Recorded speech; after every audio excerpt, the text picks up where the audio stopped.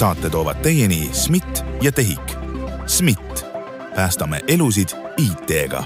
TEHIKu aeg kulub sellele, et ülejäänud Eesti saaks aega kokku hoida.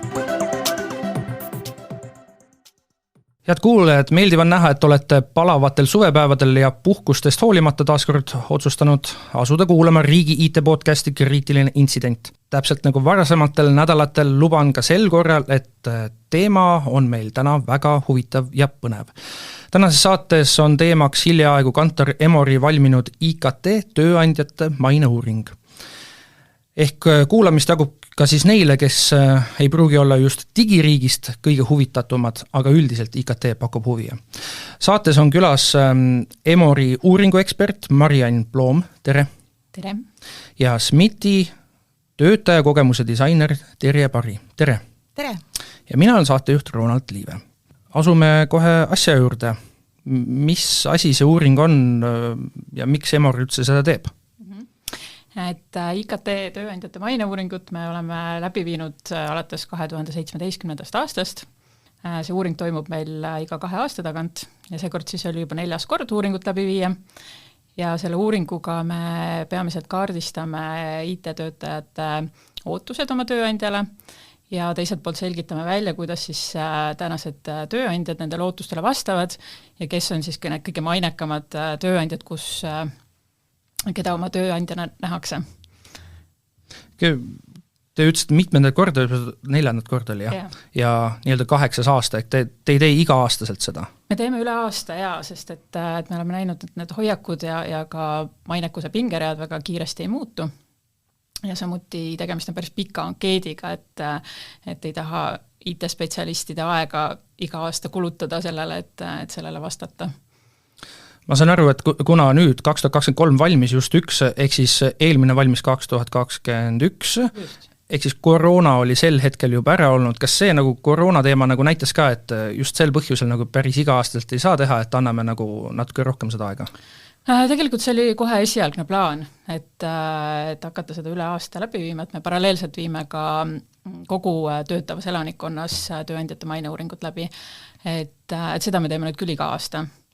Aga lihtsalt erinevatel kaalutlustel sai see kohe otsustatud, et IKT-uuringut teeme üle aasta, ehk siis 1 aasta jätame vahele. Kas see on tulemuslik olnud? Kas te olete kuidagi näinud, et vastavalt sellele, kes on sinna toppi pääsenud, siis kuidagi see nii-öelda töötajate arv siis kasvab pärast selle uuringu väljatulekut? No sellist võrdlust meil nüüd teha ei ole, küll aga me vahel näeme, kuidas mõni ettevõte on tööd teinud, et on rohkem silma paistnud ja on ka pingereas ettepoole siis tõusnud, et selliseid pisikseid tähelepanekuid on, aga otseselt nagu numbreid, et ei ole võrrelda, jah. Ehk siis selle 4. korraga 8. aastaga on mingine muster on välja koorunud näiteks nendest ettevõtetes, kes seal kipuvad topis olema? Jaa, et tegelikult see, nagu ma ütlesin, et see top on tegelikult päris stabiilsena püsinud aastast aastasse.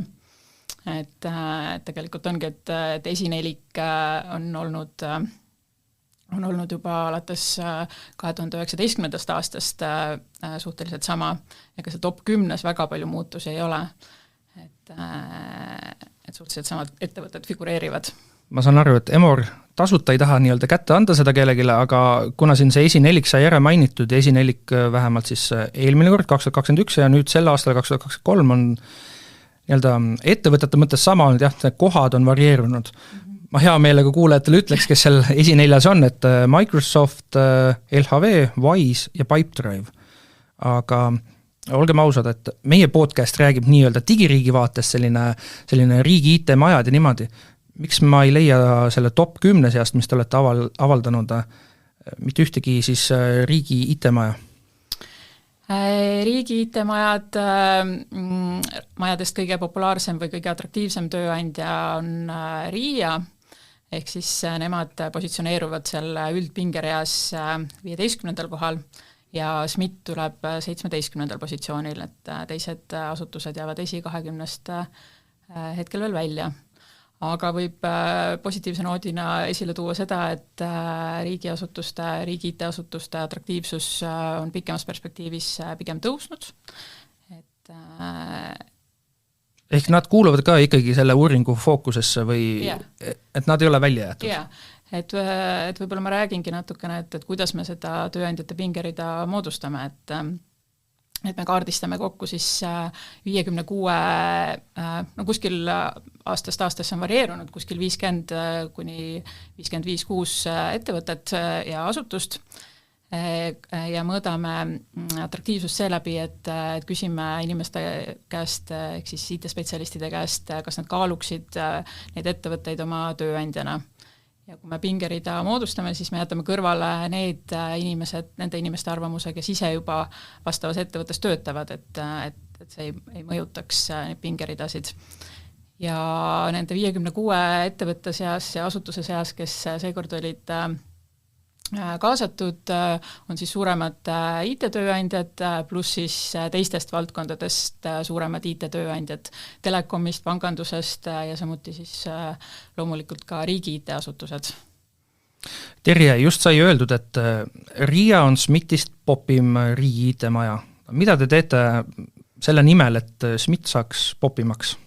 Jaa, see popim olek on ju tegelikult väga väikese sammu võrra, et eks me tegelikult oleme ju väga võrdsel positsioonil, aga võib-olla lihtsalt ka põhjenduseks või selgituseks, et miks SMIT üldse osaleb selles uuringus, et me teeme ju ise ka väga palju asutuse siseselt uuringuid, kui populaarsed me oleme oma inimeste hulgas, kui hea on oma inimestel SMIT-is töötada, aga tegelikult meil on vaja ka seda infot, et mida arvab meist kui tööandjast siis IKT-sektori töötaja väljapool.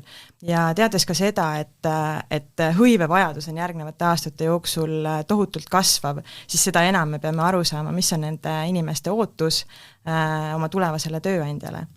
Aga kui sa küsid, et mis me teeme, et olla siis atraktiivsed ja tegelikult mitte ainult ju võrreldes RIA-ga, vaid ka teiste IT-sektori tööandjatega ning ka laiemalt võib-olla tehnoloogiasektoriga, siis ma arvan, et see, miks inimesed tahavad tulla riigi IT-majja ja SMIT-i puhul riigi suurimasse IT-majja, on ikkagi see stabiilsus. Et see stabiilsus on võib-olla natukene klišeeks muutunud märksõna, aga mulle tundub, et ka pärast sellist, ütleme, ebastabiilsust ühiskonnas, Covidi periood, sõda Ukrainas, inimeste jaoks on stabiilsus hästi oluline. Ja kui nende töö on stabiilne, siis see tekitab kuidagi turvatundega sellises isiklikus elus, personaalses elus. Teine märksõna võib-olla, mis SMIT-i puhul ka SMIT-ikad ise ütlevad, ka meie juurest lahkuvad töötajad ütlevad, on see, et sellist erilist tööd ikkagi kuskil mujal teha ei saa. Et see missioonitunne, need erilised projektid, kuidas sa saad mõjutada ühiskonda selliselt, et sinu kirjutatud koodist võib-olla sõltub see, et kes pääseb meie riiki, kui turvaline meil siin üldse on, kui kiiresti jõuab abivajaja juurde politsei või kiirabi, et päris suur võimalus on ikkagi ise panustada sellesse, et nii mul endal kui ka tegelikult lähedastel Eestit külastavatel inimestel oleks meie juures turvaline. On teil ülevaadet, et millisel kohal SMIT eelmisel korral oli? Me hoiame oma positsiooni, et me oleme ka eelmisel korral olime samal positsioonil, mis on tegelikult hea näitaja, et positsiooni hoidmine on ju ka tegelikult positiivne.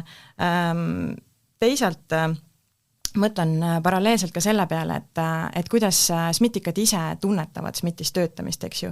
Et väljapool, jah, me hoiame positsiooni, aga meil on sellised väga värsked andmed ka sellest, et mida SMIT-ikad ise ütlevad ja tulemus on see, et kui küsida, et kas sa soovitad SMIT-i tööandjana, siis tegelikult inimeste siis selline tunnetus soovitada või selline positiivne tunne SMIT-i kui tööandja suhtes on oluliselt kasvanud. Ehk et me mõõdame soovitusindeksit, eks ju. Et see annab mulle natukene nagu sellise kindlustunde, et ju ka väljapoole see hakkab üha enam see teadmine liikuma. Kas SMIT on võtnud endale eesmärgiks, et järgmisel korral, kui sama uuringut teostatakse, te oleksite juba selles top 10 sees näiteks? Loomulikult meil oleks ülihea meel selle üle. ja loomulikult me teeme ka igapäevaselt selle nimel tööd, et SMIT-ikatel oleks hea töötada, sest see tunne ja taju liigub väljapoole ja kui SMIT-ikad ütlevad, et neil on hea, siis ilmselt julgevad ka väljaspoolt SMIT-i uuringule vastajad öelda, et jah, ma olen kuulnud head ja jah, ma tahaksin ka ise seal töötada. Mari-Ann, kas teil on sellist üldist ülevaadet, et miks on ikkagi nii, et topis on need, kõik need 4, kes ma eelnevalt üles loetlesin ja seal on veel neid iduettevõtteid ja suurtest ettevõtetest Eesti Energia ja Telia, aga et mis on nagu see põhjus, et miks on just need kõige kõigemad, aga riigi IT-majasid me selles top 10 ei näe? Kas ongi ikkagi see, et jah, see stabiilsus küll, mida saab pakkuda, aga stabiilsuse asemel veel endiselt näiteks see reaalne igakuine rahasumma, mis mu pangakontol tuleb, et see on nagu suuremas pildis ühiskonnas veel olulisem praegu? Et kui me nüüd panemegi kõrvuti selle eelistatud tööandja kuvandi erasektoris ja siis avalikus sektoris, siis ikkagi jah, see müüt endiselt on, et avalikus sektoris see palgatase on madalam. Et kui, ja samas konkurentsivõimeline palk on üks olulisemaid tööandja valiku kriteeriumeid, mis uuringust välja tuli. Ja selle tähtsus on veel ka praeguses keskkonnas kasvanud. Palk palgaks, aga optsioone ei saa SMIT ega RIA pakkuda. Et erinevused jooksevadki siis, et erasektori ettevõtted pakuvad sellist multikultuurset keskkonda ja kasumijaotuses osalemist ja selliseid teemasid. Ja teiselt poolt on siis avalik sektor, keda iseloomustab stabiilsus ja just siis kõrgelt hinnatakse projektide sisukust, mõjukust ja üldse seda võimalust teha ühiskonnale olulisi asju. Et seal kaalukausil ongi siis need erinevad pooled. Aga mis puudutab ühte teist müüti, mis puudutab paindlikkust ja sellist tööalast autonoomiat, siis üldiselt arvatakse, et avalikus sektoris on vähem paindlikkust ja rohkem bürokraatiat ja vähem saan oma asjade üle otsustada. Aga samas, kui vaadata nüüd konkreetselt neid inimesi, kes avaliku sektori IT-asutusi oma tööandjana kaaluvad, siis nemad juba teavad, et tegelikult ka seal on paindlikkust, et need arvamused lähevad päris palju lahku nende vahel, kes üldse kaaluksid avalikus sektoris töötamist ja kes ei kaalu. Kas selle paindlikkuse all peetakse silmas, ma ütlen sõna pelgalt, ma vabandan, kui kedagi nii-öelda riivab see, aga pelgalt seda, et kas pakutakse kodukontori võimalust või siis kontoris käimise võimalust või see paindlikkus on midagi suuremat? No tööaeg ja koht eeskätt, aga teine küsimus on veel, mis puudutab sellist tööalast autonoomiat või tegevusvabadust otsustusõigust, mis siis sõltub sellest, kui palju seal erinevaid reegleid on kehtestatud. Ja, mul on hea meel, et sa ütlesid nii palga kui ka selle paindlikkuse kohta müüt, sest tahaks hirmsasti neid müüte kohe murda, et loomulikult palk on väga-väga suur väljakutse, mitte ainult riigi IT-majade jaoks, vaid tegelikult ka erasektori IT-majade jaoks, et see on väljakutse, millega me tegeleme ja kindlasti nii teised riigi IT-majad kui ka SMIT tahab ja soovib pakkuda sellist konkurentsivõimelist palka ja paindlikkuse osas nähes neid Emori viimaseid uuringu tulemusi, siis me SMIT-is ka vaatasime neile otsa ja mõtlesime, et huvitav, kus see tuleb, et me ise tajume seda hoopis vastupidi. Me tajume, et meil on väga paindlik nii aja kui koha suhtes, arvestades seda ka, et SMIT-i kontoreid on üle Eesti, meil on 4 regiooni, pluss veel laiemalt linnades, et tegelikult saab igaüks valida omale töökoha, aga tegelikult ka see autonoomia pool, et võib-olla on inimestel endiselt veel arvamus sellest, et riigiasutuses kõik öeldakse ette, mida tuleb teha ja ise midagi kaasa rääkida ei saa, siis SMIT-i puhul ma saan küll esile tuua seda, et jah, meil on loomulikult SMIT-i sellised olulised fookusteemad paika pandud, kokku lepitud juhtkonna tasandil, aga tegelikult jõuavad need fookused väiksemateks eesmärkideks ja tegevusteks iga SMIT-ikani välja. Ja see annabki selle vabaduse, et kui SMIT-ika eesmärk on kokku lepitud, oodatav tulemus on kokku lepitud, siis tegelikult seda paindlikkust ikkagi oma tööd sättida on piisavalt. Ja seda ütlevad ka SMIT-ikad ise, et selle pinnalt nagu tahaks kohe selle paindlikkuse ja autonoomsuse müüdi murda ja mulle tegelikult jäi sellest uuringust silma ka see, et mida nooremad inimesed vastasid, seda rohkem nad tajusid, et avalik sektor ei ole enam nii bürokraatlik ja paindumatu. Ehk et tundub, et see on natukene ka selline ülemineku aeg, kus uued tööturule sisenejad näevad juba tööturgu teistmoodi.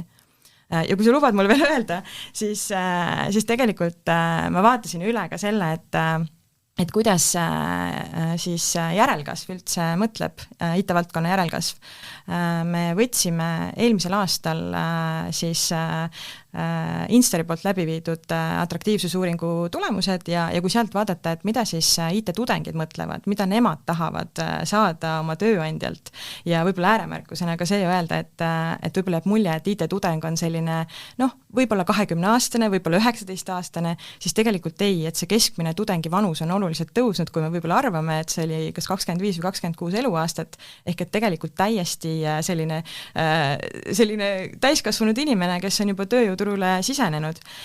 Ja kui vaadata nende ootusi, siis mille järgi nemad oma tulevast tööandjat valivad, et jah, tuleb tunnistada, et ka seal on palganumber oluline, et nad pööravad töötasule olulist tähelepanu, aga sellele ei jää üldse mitte alla, väga väikese sammu võrra jääb alla organisatsiooni hea sisekliima. Et kui mõeldagi, et jah, palk on oluline, aga tegelikult igapäevaselt, kuidas ma ennast tööl tunnen, see on olulisem. Ja seda näitab ka järelkasv ja sellele me peame nagu nii riigi IT-majad kui ka tegelikult siis erasektor veel rohkem nagu tähelepanu pöörama. Head saatekülalised, mis te arvate, mis mul lõi just silmad särama kogu selle pika jutu peale? Mis on nagu see asi, mis võis minust tekitada väga suurt huvi? Näiteks see SMIT-i näitel, mis see siin toodud? Väga huvitav, su silmad läks tõesti põlema, ma märkasin seda. See oli see, mis te mainisite, et SMIT-il on paindlikkust selle nurga alt, et teil on 4 siis regiooni, kust üle Eesti saab tööd teha. Inimesena mina ei tööta Tallinnas ega Harjumaal, vaid tulen aeg-ajalt siia, et teha natukene mingi töösutsakas ära, ehk siis SMIT-is on nagu, ma saan aru ka niimoodi võimalik ikkagi inimesel töötada seal nii-öelda näiteks sellises kodukohas, kus ta on nagu pärit. Mis need 4 regiooni teil on üldse? Tallinnas on meie peakontor, eks ju, Tehnopolis Mäealuse tänaval, aga meil on ka kontorid Jõhvis, Pärnus ja Tartus. Tuleb loomulikult öelda, et kui sinu roll on selline, mis eeldab näiteks tehnikuks olemist, siis sa ei saa päris iga päev tõesti valida, et kus sa töötad, eks ju. Et see paindlikkus on loomulikult natukene sinu rollist ja tööülesannetest sõltuv. Aga huvitav võib-olla selline fun fact juurde, et üks päev käis meil Tallinnas kontoris inimene, kes polnud 2 aastat kontoris käinud. Et see nagu näitab seda, et sa saad teha nii tiimitööd, sa saad teha oma igapäevast tööd väga hästi ka siis, kui sa oled kuskil kaugel. Muidugi me tahaks vahepeal neid inimesi näha, et oleks selline hea kokkusobivus, et näod ei läheks meelest, et oleks selline natukene personaalsem tunnetus juures, aga põhimõtteliselt jah, sul on võimalus töötada nagu seal, kus sa iganes soovid. Et meil on mõned näited ka välismaal töötamisest, et loomulikult peab arvestama, et mõned riigid on sellised, mille osas tuleb ka vaadata turvatunde või turvakaalutlusi, aga üldises plaanis, kui on kokkulepped olemas, on see asukoha paindlikkus päris hästi meil tagatud. Kas SMIT on oma töötajate pealt näinud, et inimesed on seda võimalust ära kasutanud just selles mõttes, et näiteks elu on meil aastatega kallimaks läinud, et ma enam ei taha Tallinnas elada, aga teil oli Pärnus oli olemas või et ma nüüd tahaks sinna kolida ja inimene on kolinud sinna, aga samas ühtlasi ta on teile tööle jäänud? Jaa, eks neid näiteid on ikka, et ma kohe sulle linna nime ei oska öelda, kus sellised näited on olnud, aga seda me igal juhul võimaldame ja pigem on meie eesmärk ju inimesi hoida. Et täna on väga-väga keeruline uut kogenud inimest leida, et just meie värbajad vaatasid üle, et mis see keerukusaste siis on, et vahel ka juhid küsivad, et kuidas me ei leia arendajat, et me oleme ju nii pikalt otsinud. et teadupärast arendaja ei pruugi ise kandideerida igale kuulutusele ja seetõttu sihtotsing mis iganes kanalite kaudu on väga-väga oluline ja kui mõeldagi sellele, et kui me teeme näiteks ühe otsingu LinkedInis, mis on selline klassikaline ekspertidest koosnev siis selline baas meie jaoks, eks ju, siis selleks, et üks inimene tööle saada, on põhimõtteliselt vaja toimetada või tegeleda umbes 500 inimesega, kes põhimõtteliselt vastaksid meie kriteeriumitele. Et minu meelest see statistika näitab nagu väga selgelt, et lisaks sellele, et me tahame olla atraktiivsed väljapoole, me peame hoidma ka neid, kes meil on täna ja me kindlasti hoiame neid. Kas IKT töötajate puhul nii avalikus kui erasektoris on LinkedIn endiselt see number 1 koht, kust neid siis leida ja värvata? Ja selle uuringu põhjal muidugi jah, LinkedIn on kõige kasutatavam infokanal tööpakkumiste ja info saamiseks, et nii et CV Online, CV keskus sinna ei pääse? Et neid, et kui siin LinkedIni kasutab kuskil 65% IT-spetsialistidest, siis neid klassikalisi tööportaale kuskil 40%. Ja mis ka nüüd 2 aasta perspektiivis muutus, oligi see, et neid tööotsimisportaale kasutatakse ka järjest vähem. Tähtsamaks on muutunud suust suhu leviv info, tuttavate kaudu info saamine ja samuti paistab välja see, et otsepakkumisi sihtotsinguid toimub sagedamini. Kas SMIT siis teeb ka ikkagi seda, et te juba teate, et töötab näiteks Riias mõni, nii helge pea, aga meil on teda vaja ja siis kohe otse talle telefonikõne või meil teele ja ole hea, tule üle? Tead, see on natukene sul trikiga küsimus, ma saan aru, et me oleme üks riik ikkagi, et selline riigi IT-majadest ülekutsumine on natuke tundlik teema, et loomulikult kui keegi Riiast või Tehikust või ükskõik kus kohast meile kandideerib, siis meil on selle üle väga hea meel, aga me oleme kuidagi ka riigi IT-majadega sellises hoiakus, et hoiame ikkagi kokku. Aga kui sa küsiksid näiteks seda, et ostaksime mõnest erasektori IT-ettevõttest kutsuksime inimese SMIT-ikaks, et siis loomulikult me teeme seda, me kutsume ja võib-olla LinkedIni puhul on minu meelest see ka hästi oluline, et sagedasti kogenud eksperdid panevad oma kontosid kinni, sest nad ei taha neid värbajate kõnesid või sõnumeid saada. Seega väga oluline nagu värbaja vaatest, kui keegi värbajatest siin kuulab, et ilmselt tunnevad selle ära, mis ma praegu ütlen, et sa ei saa läheneda kõigile ühe puuga, et kui sa pöördud kellegi poole, siis see inimene tahab ikkagi tunnetada seda, et talle kirjutati personaalselt, ta tahab aru saada, miks temale just seda kohta pakuti ja mida talle täpselt pakuti, et mingil hetkel juba oli, on avalikult ka räägitud seda, et täna on sama keeruline leida värbajaid, häid värbajaid kui arendajaid, sest värbaja peab ka lisaks oma kompetentsidele aru saama juba veidi ka sellest, et mis see tehnoloogiline pool on, missugused on need keeled, mida ma pean nii-öelda müüma oma asutuse kohta või mis on need eripärad, mis võib-olla sobiksid sellele potentsiaalsele kandidaadile. Tulles Emori maineuuringu juurde tagasi, siis ma saan aru, küsimustele vastas 652 IKT-spetsialisti. Ja. Millised need küsimused olid? On teil 2-3 sellist kõige huvitavamat küsimust? Et tegelikult võib rääkida isegi küsimuste plokkidest, et peamine uuringu fookus on üks peamine fookus on ootused tööandjale, ehk siis me kaardistasimegi üle 30 kriteeriumi, mis siis võiksid potentsiaalselt olla olulised tööandja valikul. Ja palusime neid siis hinnata 5-pallisel skaalal, mis on äärmiselt oluline, mis on siis vähem oluline ja samuti siis nende oluliste kriteeriumite hulgast palusime lõpuks valida 3 kõige olulisemat kriteeriumit. Et näiteks selline, siis muidugi me küsisime ka kaugtöö kohta, küsisime lisavõimaluste soodustuste kohta, mida ettevõtted pakuvad oma töötajatele ja siis eks ole see atraktiivsete tööandjate väljaselgitamine ja nende kirjeldamine. Kui kaua neile kõigile küsimustele vastamine aega võttis? Selline keskelt? No keskelt läbi ta võtab kuskil 20 minutit, jah. Kas see oli kohustuslik siis neile töötajatele, kes neis asutustes ja ettevõtetes töötasid? Ei olnud. Me otsime tegelikult IT-spetsialiste vastama väga erinevaid kanaleid pidi. Reklaamime samuti LinkedInis ja Facebookis, erinevates sotsiaalmeediakanalites, samuti kasutame ka Emori vastajate kontaktibaasi, kus meil on siis palju kontakte. Ja samuti siis pöördume otse ettevõtete poole, nii nende ettevõtete poole, kes uuringus osalevad, kui siis ka muude IT-ettevõtete poole, et palun jagage linki uuringuankeedile oma töötajate seas.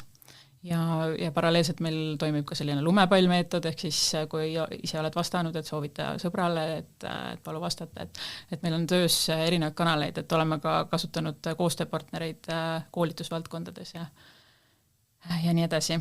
Kas seal juhtumisi oli ka selline vaba lahter? Tavaliselt kipub olema sellistel uuringutel niimoodi, et nüüd on mingi kommentaari saad jätta. Kas juhtumisi oli midagi sellist seal? Kas uuringu läbiviimise kohta või konkreetselt siis no pigem see, et inimene saaks väljendada, mida iganes ta soovib väljendada oma tööandja kohta näiteks. Võt me tema tööandjate kohta selles uuringus üldse ei küsigi, et me küsime erinevate asutuste ja ettevõtete kohta, et kas nad kaaluksid seal töötamist või ei ise, ja siis küsime põhjendust selle vaba lahtriga. Et otseselt ei tea, et nendest 652 inimesed, et kus kohas nad töötavadki? Seda me teame ka, sest et me iga ettevõtte puhul, kes meil uuringulistis on, küsime, et kas sa kaaluksid seal töötamist, kas sa ise töötad seal või sa ei kaalu seal töötamist või sa üldse ei tea seda ettevõtet, et neid sealt läbi, kus siis on vastatud, et ise töötan seal, saame me kätte, millise taustaga need vastajad on, et see on läbilõige IT-sektorist, kui siis ka mujalt, eks ole, meil on vastajaid. Ja nagu just öeldud, koorus välja see, et ja nagu selgus just, et need tööandjad, kes pakuvad lisasoodustusi, need on siis nii-öelda helgemad nii-öelda. Milliseid lisasoodustusi saab SMIT pakkuda? Kas see tavapärane see trennisoodustus, mis on kõikjal igal pool või on teil veel midagi? Jaa, et SMIT pakub ka väga palju lisasoodustusi ja on ka helge, lihtsalt ta selles uuringus ei olnud seal esikümnes, eks ju. SMIT pakub inimestele, ma arvan, sellist nagu tasakaalukust, ehk et jah, me rääkisime sellest, et meil on väga äge töö, mis on tohutu hüve ja võib-olla selline väga oluline osa meie väärtuspakkumisest, aga teisalt me tahame ka, et inimesed oleksid oma elus tasakaalus, seega loomulikult sportlikkus ja tervislikkus on hästi oluline. Meil on enda majas Tallinnas jõusaal, see on nagu selline baastase, ma arvan, juba paljudes kohtades, aga SMITikatel on võimalus ka siis valida seda, et kas nad soovivad kasutada tervisekindlustust või nad soovivad oma siis sportimise osas saada toetust, ehk et see STEBI kompensatsioon on meil ka kenasti olemas.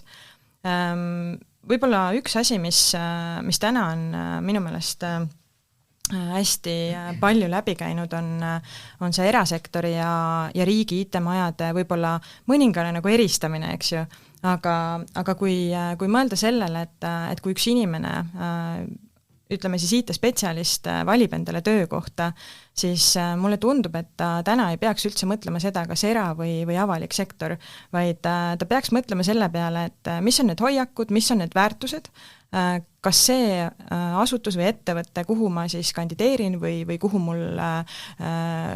mind kutsutakse, kas need väärtused, mis seal on kuidagi levimas, on ka minu hoiakud, on ka minu väärtused. Et mulle tundub, et see on täna nagu hästi oluline selline võtmekoht otsustamisel, et kuhu ma siis täpselt tööle lähen, on ju. Et kui mõelda ka nende inimeste peale, kes on SMITist edasi liikunud, tuleb muidugi tunnistada, et üks müüt oli uuringus veel, mida tahaks ära klattida. Tegelikult see tuli välja avalikest kommentaaridest, eks ju, et toodi esile, et avalik sektor kui tööandja on selline, kus on väga palju voolavust, ehk et inimesed kogu aeg liiguvad edasi-tagasi või liiguvad ka näiteks SMIT-ist välja. Kui me vaatame numbritele otsa, siis tööjõuvoolavus SMIT-is on tegelikult väga mõistlik, et eelmise aasta numbrid jäävad alla ka IT-sektori keskmistele ja selle aasta esimese poole pealt on meie vabatahtlik voolavus vaid veidi üle 4%, mis on ülivähe. Ja seetõttu ka need inimesed, kes liiguvad, nad ikkagi enamasti liiguvad seetõttu, et nad soovivad saada sellist isiklikku või personaalset arengut. Jah, me SMIT-is pakume ka jällegi ühe hüvena väga palju arenguvõimalusi, karjäärivõimalusi, vaadates eelmisele aastale otsa, siis üle 40 SMIT ikka liikus asutuse siseselt. See on väga suur number jällegi. Ja see on ka okei, kui nad mõtlevad, et aga ma lähen vaatan korraks väljapoole, ma lähen vaatan, mis toimub teistes asutustes, ükskõik siis kas eras või avalikus sektoris, ja see on ka igati okei, et nad tulevad tagasi ja viimastel aastatel on see kuidagi väga sagenenud, et inimesed lähevad ja proovivad, õpivad mujal ja tahavad tagasi tulla, et kõige selline ägedam näide viimasest ajast on see, kui üks kogenud spetsialist meie juurest liikus ja 2 päeva pärast helistas, et ta tahaks tagasi tulla. Et sellised lood teevad alati hästi palju rõõmu ja näitavad ka seda, et ilmselt me teeme midagi õigesti, et inimesed tahavad tagasi tulla. Või siis ilmselt see kogemus, kus ta 2 päevaks läks, oli no ikka nii halb. Jah, ma jään ikkagi enda juurde. Tegelikult selle uuringu põhjal samuti selgus, et inimestel ei ole väga kindlat sellist sektori eelistust, et ma nüüd tahan ilmtingimata töötada avalikus sektoris või erasektoris, et tegelikult suur osa, umbes 70% nendest IT-töötajatest, kes praegu töötavad IT-ettevõtetes, on avatud tegelikult ka riigi IT-majade tööpakkumistele. Jah, küll aga see tendents joonistus ka paralleelselt välja, et need, kes juba töötavad mõnes IT-majas, kaaluvad rohkem siis ka mõnes IT-majas jätkamist, et see vastupidine tendents oli ka natukene paistis sealt silma. Küll aga mina olen jällegi meie värbajatelt kuulnud seda erisust, et kui kandidaadid tulevad SMIT-i vestlusele ja kuulevad, kui paindlik meil on, siis nad tajuvad, et või pigem üllatuvad, et et aga võib-olla minul seal erasektori asutuses ei olegi nii paindlik. Et pigem me näeme nagu selliseid vastupidiseid reaktsioone kui need mõtted, mis on täna uuringus kirja pandud. Vestluse käigus on käinud korduvalt läbi see, et mida siis nagu töötajad hindavad nii. Mäletan väga hästi seda, et siis, kui oli selline Skype'i hiilgeaeg, seal Mustamäel oli uhke kontor ja kõik see, siis nagu hinnati väga seda, et neil nende kontoris oli saun ja tasuta söök, jook. Tänapäeval nii vähe või palju, kui ma olen käinud siin Eesti suurte iduettevõtete kontorites, tasuta sööki jooki enam väga palju ei ole. Võib-olla mingine koka saab ja jäätisi saada, aga selline, et nüüd soe söök oleks sellist asja nagu enam väga ei ole. Ikkagi ise tellid oma selle Bolti või Woltiga ära. Kas muus mõttes, kui me nüüd kataksime näiteks SMIT-i logo ära ja mõne siis iduettevõtte logo ära ja läheksime kontorisse sisse, kas me sellest visuaalselt, mis sealt meile pilt avaneb, kas me saaksime aru, et kas see on iduettevõtte kontor või siis avaliku sektori IT-maja kontor? Ma tahaks uskuda, et nad on üsna sarnased. Seega, kui logosid näha ei ole, et siis tegelikult ka ei taju seda vahet, et kas meil on erasektor, idu või siis avalik sektor. Meil on ka saun, meil on mainitud jõusaal, meil on katuseterass, aga need lõppkokkuvõttes on sellised kõrvalhüved. Inimene ei tule kindlasti SMIT-i tööle sellepärast, et meil on saun. Ta tuleb tööle sellepärast, et ta saab teha sellist tööd, mida tema soovib, mis on temale loomupärane, omane, ta saab päästa elusid IT-ga, et meil mõned aastad tagasi tekkis sellise arutelude käigus missioonina see elupäästev IT ja see on kuidagi nagu elama jäänud ja lendu läinud, sest need inimesed, kes tulevad ka meie juurde vestlusele, nad mainivad selle ära, ehk et see jääb neile meelde. Seega nad ei küsi esimese asjana kindlasti vestlustel seda, et kas te pakute puuvilju, vaid nad küsivad ikkagi seda, et mis ma päriselt ära teha saan. Aga Terje, ma korra siis jään SMIT-i juurde pidama ja ma küsin selle üle. Teie ametinimetus on töötajakogemuse disainer. Mida see üldse tähendab? Kas mõnes muus asutuses või ettevõttes võiks sama ametit täita või täidabki sama ametit lihtsalt personalijuht?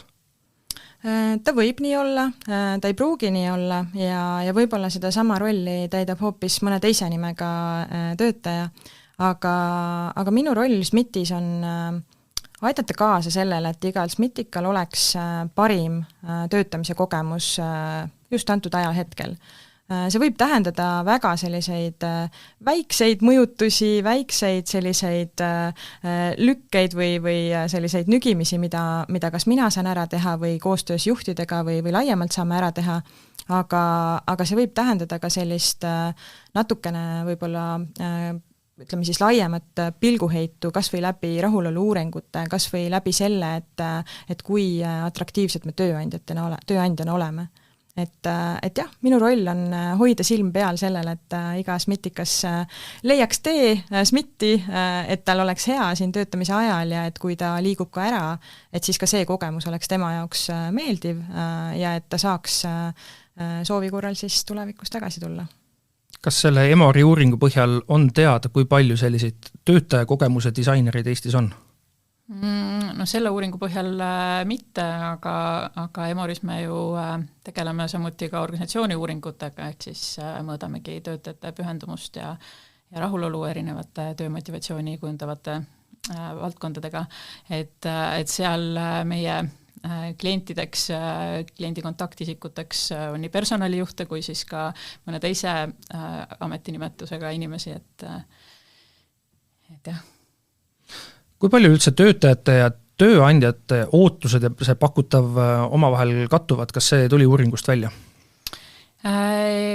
Tegelikult nad ikkagi kattuvad, sest et need teemad, mis osutusid tööandja valikul oluliseks, mis on siis põhiootused, et nendele siis ka need atraktiivsed tööandjad päris hästi vastavad, ehk siis pakuvad head palka, seal on mõnus ja tore töötada, ja samuti siis tunneb inimene, et töötajatest hoolitakse piisavalt. Üks tegur, mis neid parimaid tööandjaid alati iseloomusta, ongi just see tööalane autonoomia või see tegevusvabadus, otsustusõigus, mis paratamatult eriti just suuremates organisatsioonides käib asja juurde, et selles osas ollakse valmis kompromissile minema.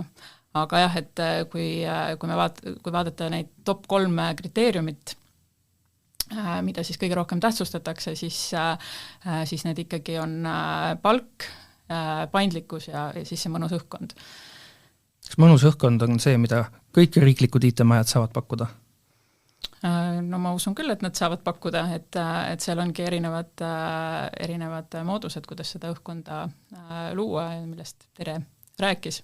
Aga muidugi me oleme ka seda märganud, et igasugused kontoriga seotud lisavõimalused on oma atraktiivsust natukene kaotanud, et inimesed, käivad vähem kontoris ja siis väärtustavad võib-olla vähem neid snäkke ja saunasid ja jõusaale, et selline väike muutus on küll seal toimunud seoses kaugtöö populaarsemaks muutumisega. See tundub olevat natukene selline sessoonne ka, et mingitel perioodidel tehaksegi rohkem kodukontorist või kuskilt teisest piirkonnast ja siis on ajaperiood, kus inimesed ikkagi tahavad kontorisse tagasi tulla. Aga sinu eelmise mõtte jätkuks mulle tundub, et selle tööalase autonoomia ja tegelikult ka sellise heaolutunde puhul mängib hästi-hästi suurt rolli juhtimiskultuur. Seega üldse ei tasuks tähelepanuta jätta ka seda, et juhtidel on hästi suur ja oluline roll igas asutuses, aga samuti ka IT-ettevõtetes, IT-asutustes. SMIT-i puhul mulle tundub, et meie juhid on sellises ühises võrgustikus ja kogukonnas ja me hoiame neid selliselt, et nad saaksid sarnaseid teadmisi, et nad saaksid oma kogemusi, dilemmasid vahetada, jagada, nendest õppida, sest nendest tõesti sõltub väga palju, et ühel arendajal või ühel analüütikul või kellel iganes oleks selles tiimis siis hea töötada. Head kuulajad, tänases saates olid külas Kantar Emori uuringuekspert Mari-Ain Ploom ja SMIT-i töötajakogemuse disainer Terje Pari. Saime saates teada, et piljardilaud või siis tasuta söökjook IT-ettevõtetes ei pruugigi olla selline kõige-kõigem asi, mida IT-töötajad üldse taga ajavad, vaid näiteks see stabiilsus, mida riiklikes IT-majades pakutakse, võib olla see, mis pakub rohkem huvi. Suured tänud teile kõigile kuulamast, hea, et leidsite selle suure sooja palava suve kõrvalt aega, loodan, et järgmisel nädalal teete seda sama ja kasutate näiteks sportimise kõrvalt, kui te juhtumisi töötate SMIT-is ja lähete sinna jõusaali, millest me täna rääkisime, siis leiate ka meie järgmise nädala saate üles ja kuulate ka seda. Mina olen saatejuht Ronald Liive ja kohtun uuel nädalal teiega.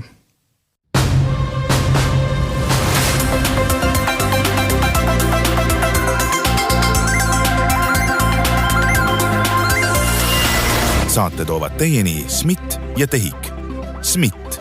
Päästame elusid IT-ga. TEHIK-u aeg kulub sellele, et ülejäänud Eesti saaks aega kokku hoida.